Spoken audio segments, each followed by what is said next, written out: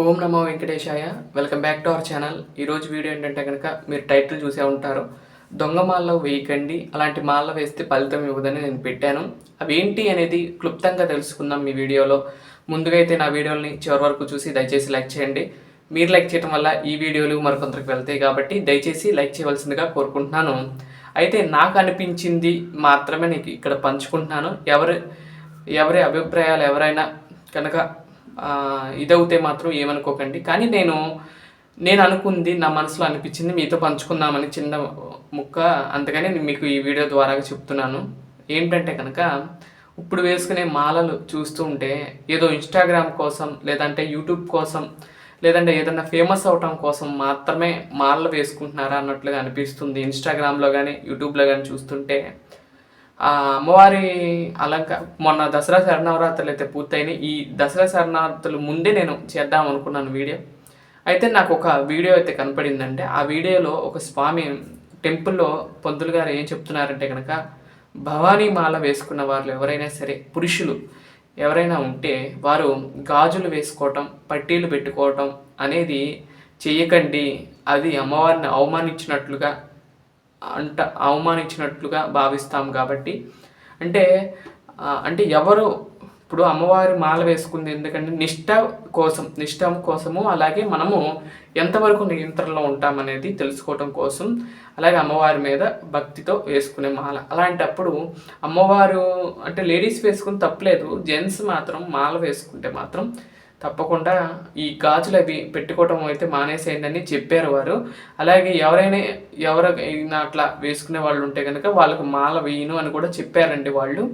అలా నిజమే కదండి. ఇప్పుడు పురుష రూపంలో ఉన్న వారు అలాంటి వేసుకోవటం వల్ల ఏంటో అనిపిస్తుంది కాబట్టి అలా వేసుకోకండి, అమ్మవారిని అవమానించకండి అని వారు చెప్పడం జరిగింది. నేనైతే ఆ వీడియో చూశాను. తర్వాత మీకు చెప్తాము, వీడియోలు ఎవరైనా సరే భవానీ మాల వేసుకునే వాళ్ళు ఇలా చేస్తారేమో, చేయకండి అని చెప్దాం అనుకున్నాను. అదేనండి, అలా మాత్రం చేయకండి. ఎవరు వేసుకోవాలో వాళ్ళు మాత్రం వేసుకుంటే ఆ వస్తువుకి ఆ విలువ అనేది ఉంటుంది కాబట్టి, వాళ్ళకి అందం వస్తుంది కాబట్టి వాళ్ళు వేసుకోవచ్చు.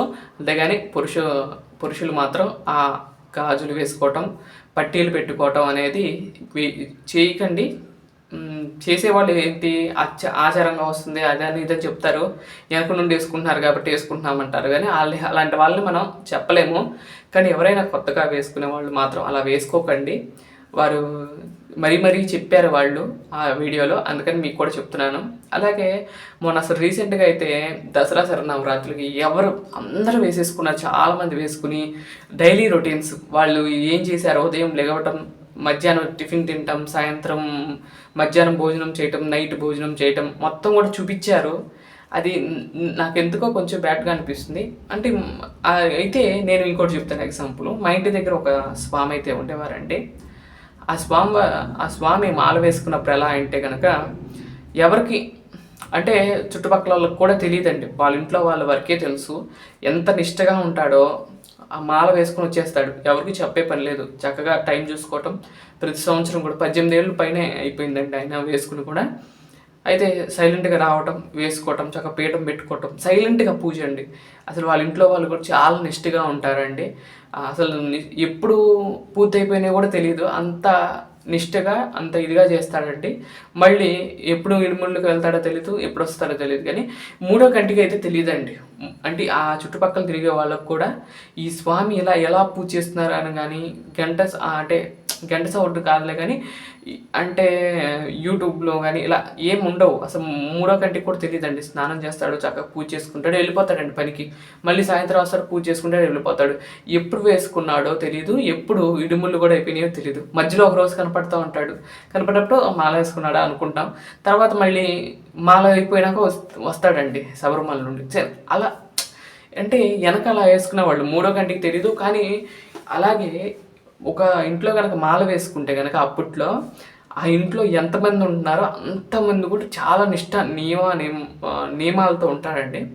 అయితే మా నాన్నగారు కూడా 3 సంవత్సరాలు అయితే మాల అయితే వేసుకున్నారు. అప్పట్లో ఇంకా మనకి ఇవన్నీ కూడా రాలేదు, మట్టి ఇల్లు కదండి. మా నాన్నగారు చెప్పకుండా వేసుకొచ్చేసరికి మొత్తం మా నాయనమ్మ గారు, మా అమ్మ మొత్తం ఇల్లంతా అప్పట్లో అలికేవాళ్ళు. ఇల్లంతా అలికేసి వీళ్ళంటే స్వామి వీళ్ళు స్నానం చేయింది అసలు ఆ గదిలోకి కూడా అసలు ఆ వరండాలో కూడా వెళ్ళేవాళ్ళు కాదంట, అంత నిష్టగా ఉండేవాళ్ళంట. అలాగే ఎక్కడికైనా బయట నుండి వచ్చినా కానీ ఎక్కడికన్నా వెళ్ళినా కానీ చక్కగా వచ్చేసరికి నీట్గా చేసి పెట్టేవాళ్ళంటండి.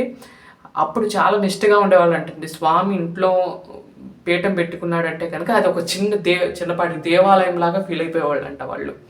అంత నియమ నిష్టలతో వాళ్ళు చేసేవాళ్ళంటండి మా నాయనమ్మ వాళ్ళు. వాళ్ళు చెప్పగా నేను వింటే చాలా ఆశ్చర్యం అనిపిస్తుంది. ఇప్పుడు మాళ్ళంటే అందరు కలిపి ఒక చోట పెట్టేసుకోవటం, అందరూ భోజనాలలాగా పెట్టేయటం, అలాగే అందరూ ఒకే చోట పడుకోవటం అనేది చేస్తున్నారు. కానీ ఎవరి కాళ్ళు ఇంట్లో పీఠం పెట్టుకుని వాళ్ళు పూజ చేసుకుంటే ఎంత తృప్తిగా ఉంటుందండి. ఎవరింట్లో వాళ్ళ ఇంట్లో వాళ్ళందరూ కూడా వాళ్ళకి సేవ చేసుకోవటం, అయ్యప్పకు సేవ చేసుకోవటం అండి.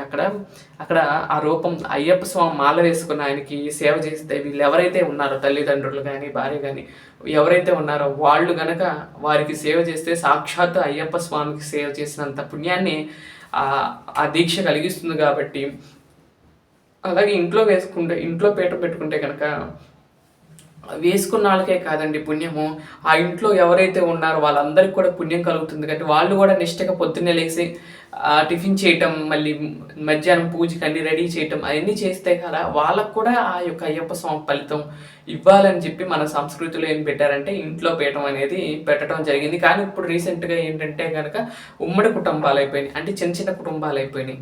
ఇదివరకు అంటే ఉమ్మడిగా ఉండేవాళ్ళు కాబట్టి అట్లా కొట్ట సర్దుకుపోయింది. ఇప్పుడంటే విడిపోయారు, ఎవరి కాళ్ళు అయిపోయారు. కాబట్టి పడని పరిస్థితుల్లో ఎలా అయితే చేయాల్సి వస్తుంది. కానీ ఇదివరకు అయ్యప్ప స్వామి మాలలు అంటే కనుక అసలు ఎంత బాగుండేదండి. ఇప్పుడు మాల్లో ఇప్పుడు కూడా కానీ ఇప్పుడు కూడా నిష్ట లేదు అని నేను అనట్లేదు, కానీ ఇప్పుడు ఇంకా నిష్టగానే ఉంది. కాబట్టి టైటిల్ మాత్రం అలా పెట్టానండి. ఎందుకంటే కనుక ఇలా టైటిల్స్ పెట్టబట్టే కొంచెం రీచ్ వచ్చింది అనుకోండి, కొంతమందికి వెళ్ళి ఈ విషయం తెలుస్తుందని చెప్పి నేను అయితే టైటిల్ అలా పెట్టానండి. అదండి అయ్యప్ప స్వామి గురించి. ఇదండి ఈరోజు వీడియో. మరొక మంచి వీడియోతో రేపటి వీడియోలో కలుస్తాను. అంతవరకు సెలవు, నమస్కారం. ఓం నమో వెంకటేశాయ.